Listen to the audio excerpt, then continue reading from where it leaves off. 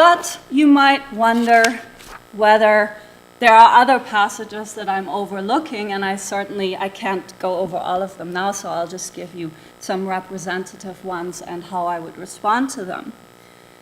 So take the following passage from the Protagoras, where Socrates seems to be criticizing the Athenians for consulting experts when they need to make decisions on some technical project, and yet when it comes to politics, they trust everyone and no prior training is required.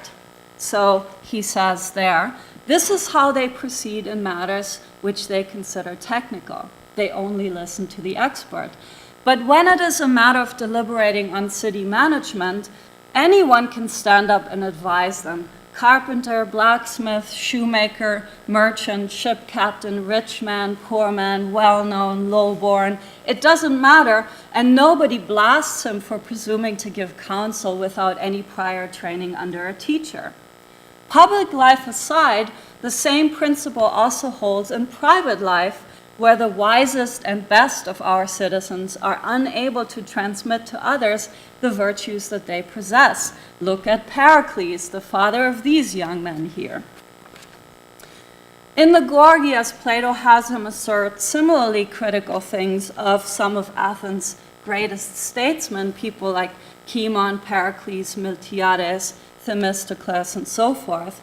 These sorts of comments would definitely have been offensive to Athenian ears, maybe comparable to someone in this day and age bad-mouthing the founding fathers of the United States.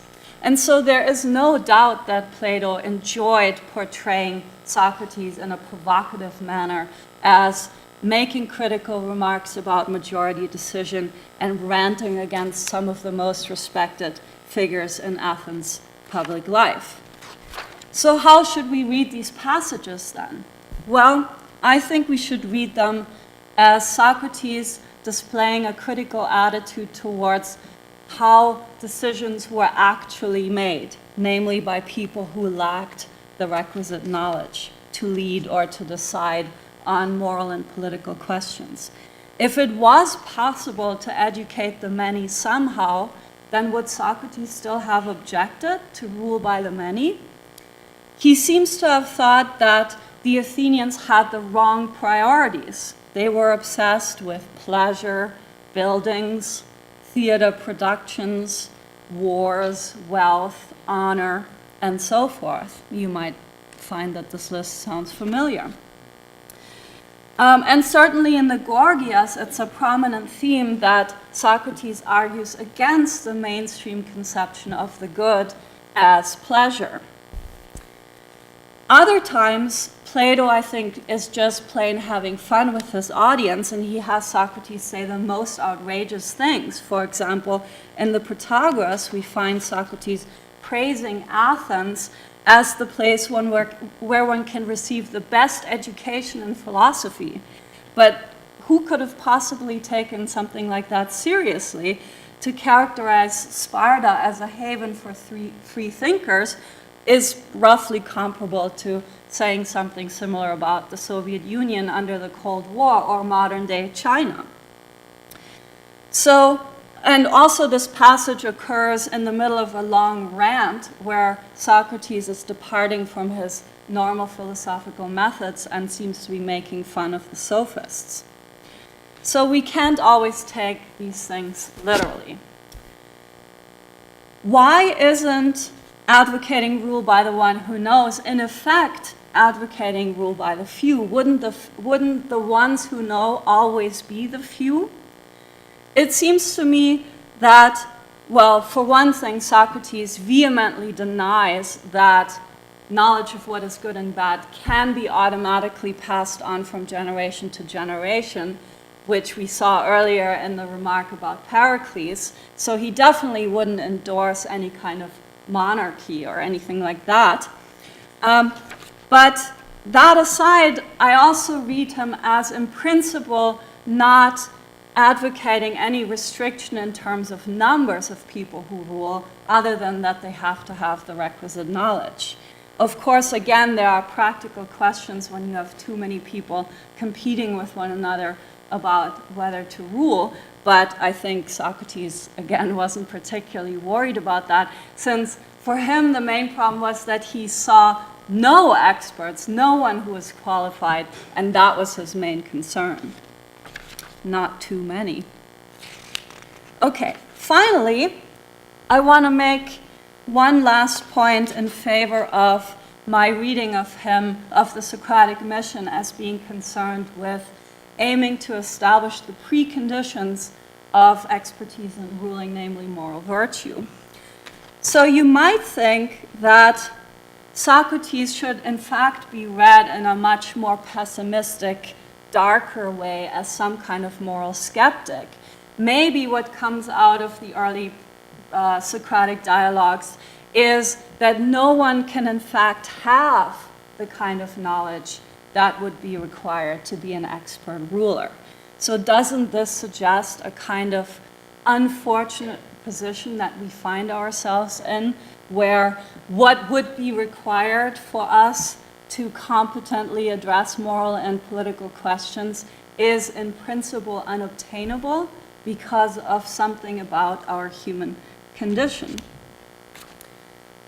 So in what way does Socrates actually help to contribute to establishing the preconditions for moral virtue? It's a very large question, and I'm only going to gesture very briefly at why I think this pessimistic reading of Socrates is not on the right track. For one thing, I mentioned earlier that Socrates confronts these experts, and upon scrutiny, they turn out not to be experts.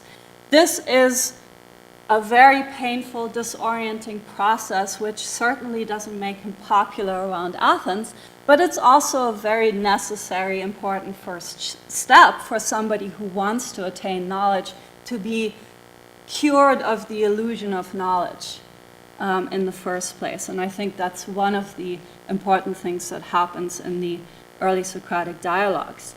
Secondly, despite the fact that Socrates persistently denies that he knows the answer to these questions he's asking, I also mentioned that we find these rather substantive, positive philosophical commitments that are emerging almost inadvertently sometimes out of these early Platonic dialogues. So I'll remind you in this connection of some of the ones I listed earlier, that virtue is wisdom, knowledge of what is good and bad, the unity of virtue thesis, that when we use these terms like piety, justice, and so forth, we use them to single out one and the same thing, namely knowledge of what is good and bad.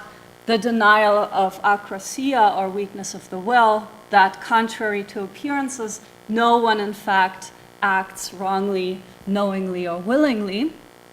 And the picture we get in the Gorgias of justice as psychic health, correlated with the claim that it's better to suffer injustice than to commit it.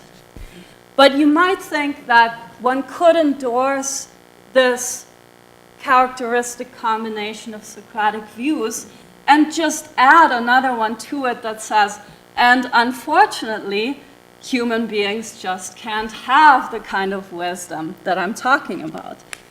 So maybe I haven't yet said enough to rule out the dark reading of Socrates as a moral skeptic. There's an additional position, very important tenet of Socratic philosophy, which I haven't yet mentioned, and that's the thesis that virtue is a craft, techne. There is a reason why Socrates is always going on about the shipbuilders and the flute makers and the shoemakers and the builders and the sailors and so forth, and that's because he thinks virtue is a craft. It's not just analogous to a craft, he thinks that it is a craft, techne. And I take this to preclude the reading of Socrates as a moral skeptic.